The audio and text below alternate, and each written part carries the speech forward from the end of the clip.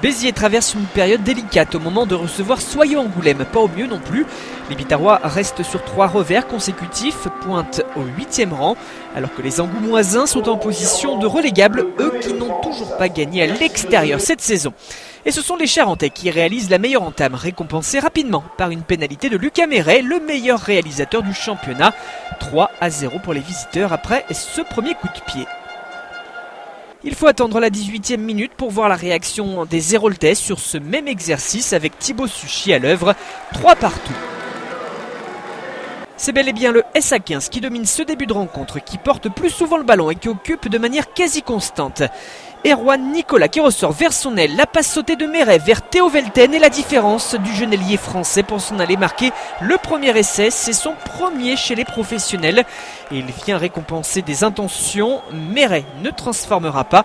8-3 tout de même, toujours cette équipe de Soyaux-Angoulême aux avant-postes. Et ce plaquage haut de Vitolio Manoukoula sur le demi de mêlée.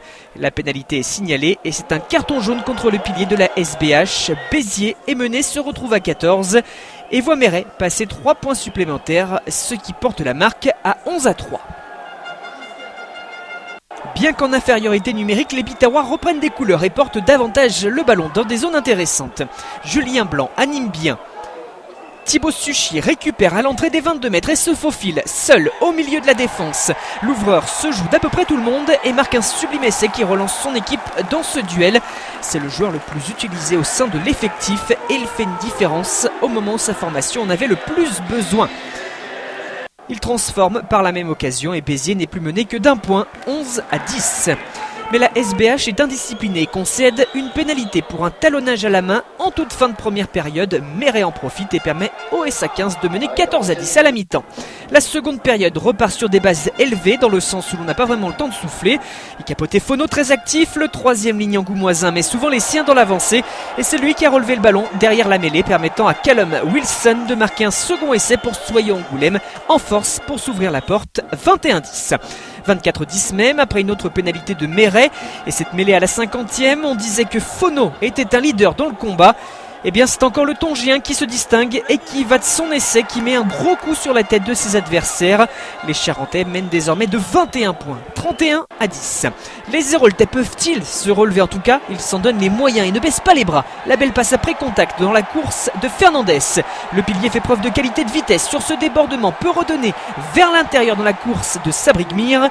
L'ultime duel met le retour de Kimani Sitaouti qui empêche son vis-à-vis d'aplatir de manière irrégulière. On le voit qu'il est au plaquage, mais ensuite il y a un acte d'anti-jeu dans une zone de marque, le carton jaune dans un premier temps, l'essai de pénalité dans un second temps et Béziers réagit bien que toujours mené 17-31. Et la SBH écopera à son tour d'un jaune dans la foulée pour un plaquage dangereux de Gmir, justement. Et chaque fois que Béziers marque des points, Soyaux réagit. Autre pénalité de Briscadieu, 34-17. Le match touche à sa fin, une inversion du score par Béziers semble compliquée. Les Bitarois ont longtemps fait preuve de précipitation dans le dernier geste, d'un peu de maladresse malgré des intentions.